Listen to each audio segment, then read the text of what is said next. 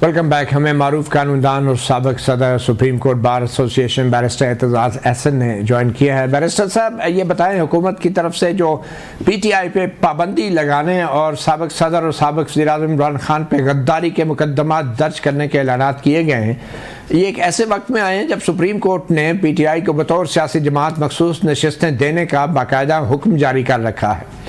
तो आप कैसे देखते हैं कि ये जो हुकूमती रद्द-ए-अमल है कि सुप्रीम कोर्ट के हुक्म पे अमल दरामद के रास्ते में कोई रुकावटें डालने की कोशिश तो नहीं?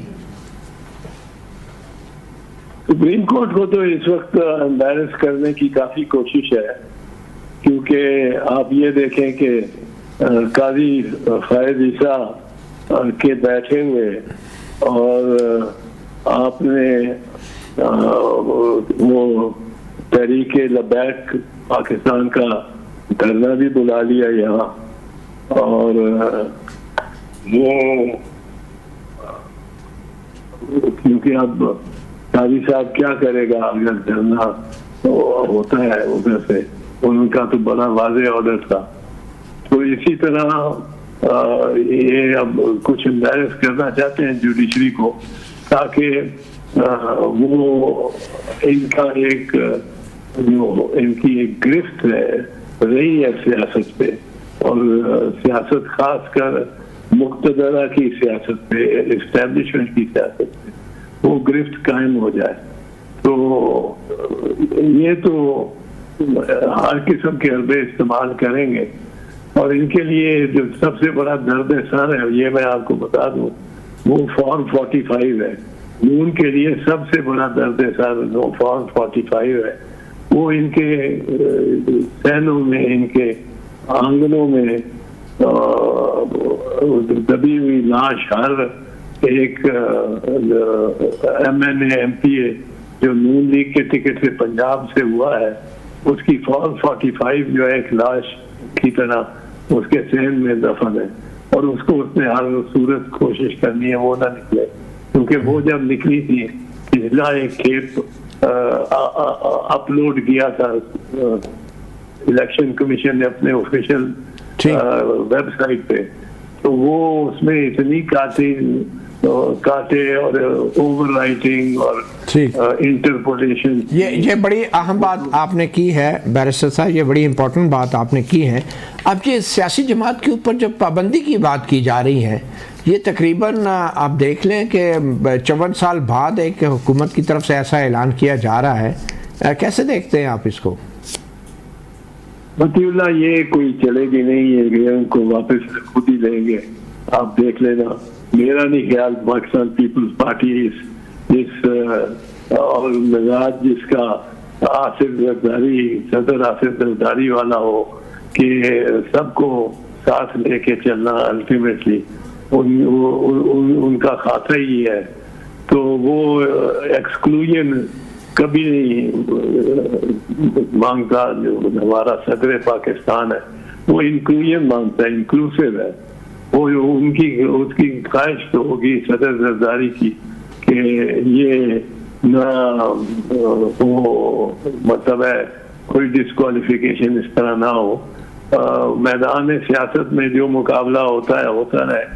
पर इन्होंने मशवरा भी नहीं किया पाकिस्तान पीपल्स पार्टी से, और ये अनाउंस कर दिया है तो हतमी अंदाज में जिस तरह यही गवर्नमेंट है, और उनका जो है ऐलान है तो हुकूमती ऐलान, क्योंकि हुकूमत की जानिब से ये इंफॉर्मेशन मिनिस्टर ने जल्द किया है। और मेरा ख्याल है कि वो भी जल्दबाजी हो गई है, और जो जोश और वलवला दिखाया है इस मामले में अताउल्ला तारर ने, वो जोश और वलवला कायम नहीं रहेगा मुस्लिम लीग। ठीक है, आप ये लेकिन ये भी एक हकीकत है बैरिस्टर साहब के ये अख्तियार तो आइन के मुताबिक वफाकी हुकूमत का है, और पीपल्स पार्टी काबीना का हिस्सा नहीं है, और ये फैसला काबीना ने करना है।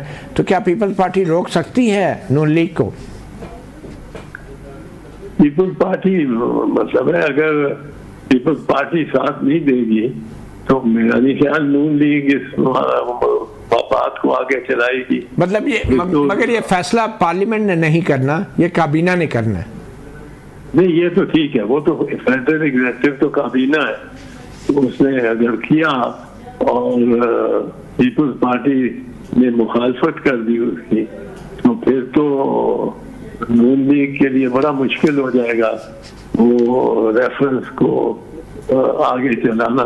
सही, थैंक यू एतजाज़ एहसन साहब, सहाफ़ी प्रोग्राम को आपने वक्त दिया। राना अरशद साहब, मैं एक बार फिर आपसे ये जानना चाहूँगा, ये सियासतदान एक दूसरे पे जो गद्दारी के इल्ज़ामात लगाते हैं, जो मुकदमा जनरल मुशर्रफ पे आपकी पार्टी ने बनाया था आइन से संगीन गद्दारी का, आज वही मुकदमा आप इमरान खान पे और साबिक़ सदर आरिफ अलवी पे बनाना चाह रहे हैं। आपको जर्नैल और सियासतदान में कोई फ़र्क नज़र नहीं आता आपकी पार्टी को?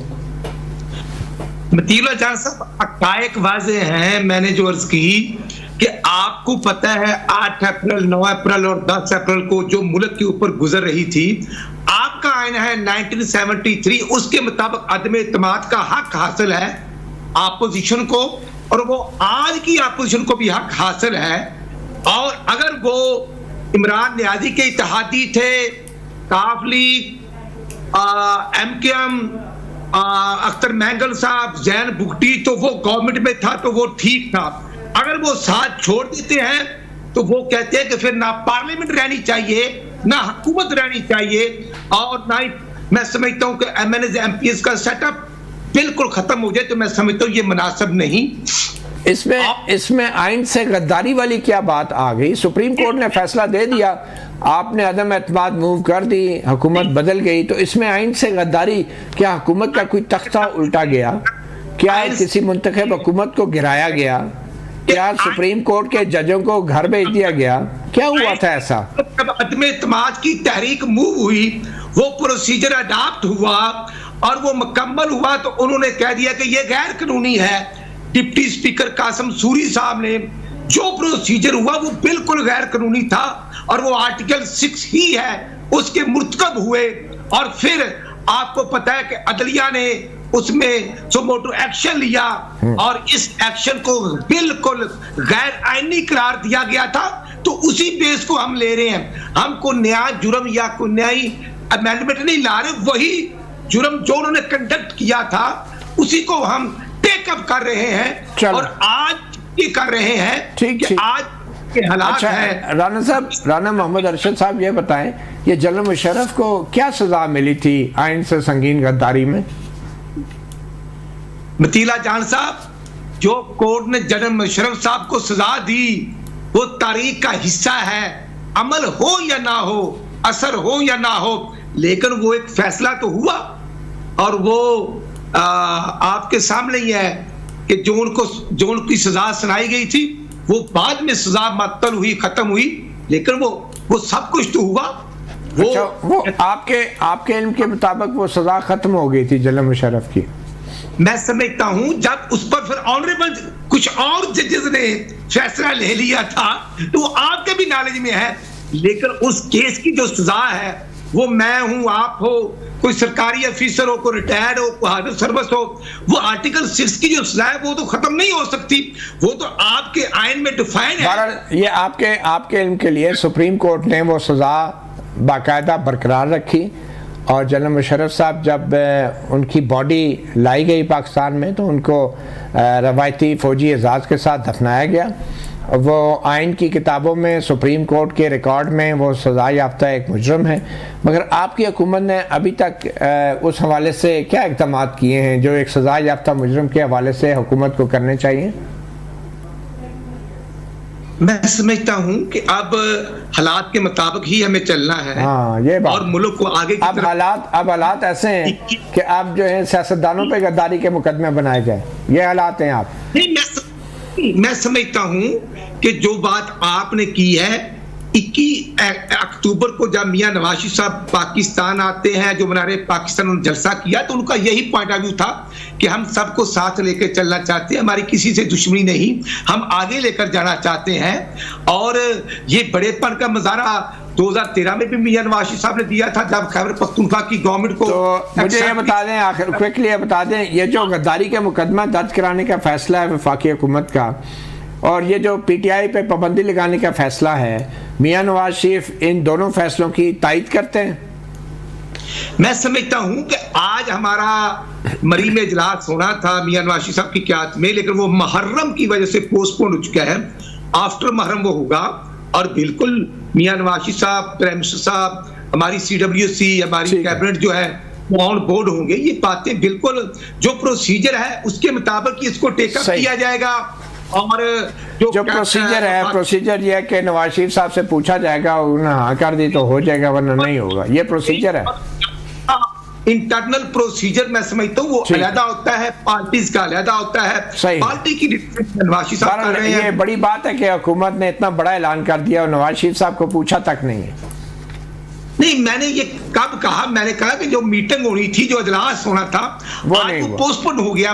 चलें, ठीक है। अब जरा सेनेटर हुमायूं साहब की तरफ जाना चाहेंगे। सेनेटर हुमायूं साहब, देखिए, आप कहते हैं कि जो डॉन लीक्स थी वो गद्दारी थी, आप यही कहते हैं ना? आपका मौक़िफ़ ये था पीटीआई का? नहीं, मैं ये कह रहा हूँ कि देखें, वो सारी जो थी ना, गद्दारी से ज्यादा वो पाकिस्तान को डैमेज करने वाली असर चीजें वो थी। आप ये कहते हैं कि वो गद्दारी थी?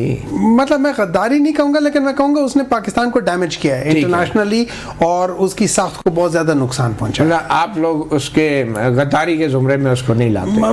मतलब मैं उसको गद्दारी में नहीं लाऊंगा, लेकिन मैं ये जरूर कहूंगा कि उससे जाके आपको समझ आइए कि हमेशा से ये कहते थे। तो आपकी पार्टी तो डॉन लीक्स के ऊपर बड़ा उन्होंने शोर मचाया था। डॉन लीक से गद्दारी है, मुल्क से गद्दारी है, हाई कोर्ट में रिटर्न दायर हुई, मुकदमे भी दर्ज हुए और आप लोगों ने सपोर्ट किया आपकी पार्टी ने। ना, हम इस पे जरूर है कि उससे मुल्क को नुकसान जरूर हुआ है। देखिए, आप पीटीआई की, मैं आज भी कहता हूँ नुकसान हुआ है, मैं तो आज भी कहता हूँ उससे नुकसान कब। अच्छा, अगर डॉन लीक से नुकसान हुआ है तो फिर साइफर से भी तो हुआ है ना? साइफर से क्या? सारी दुनिया आपसे कट ऑफ हो गए, आइसोलेट हो गए। कौन अमेरिका आपका दुश्मन हो गया? कट ऑफ हुआ? IMF ने आपसे बात करना छोड़ दी थी। इनमें से किसी ने कुछ नहीं करा। IMF ने बात करना छोड़ी होती तो आज KP वालों से बात ना कर रहे होते ना।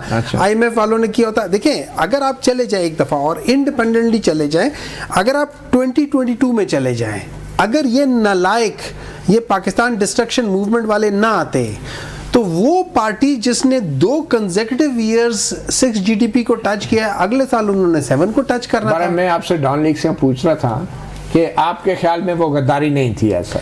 मेरे ख्याल में वो, अगर आप मुझसे पूछते, मेरे ख्याल में वो एक बहुत बड़ा, वो एक गलत काम था जो पाकिस्तान की साख्त के लिए अच्छा। वो आर्टिकल 6 वाला काम नहीं था मेरी नजर में। वो आर्टिकल 6 वाला नहीं था, लेकिन वो काफी ज्यादा पाकिस्तान को नुकसानदेह चीज थी। चलें, एक छोटी सी ब्रेक लेते हैं और ब्रेक के बाद हमारे साथ मौजूद हैं सेनेटर हुमायूं मोहम्मद और राना मोहम्मद अरशद।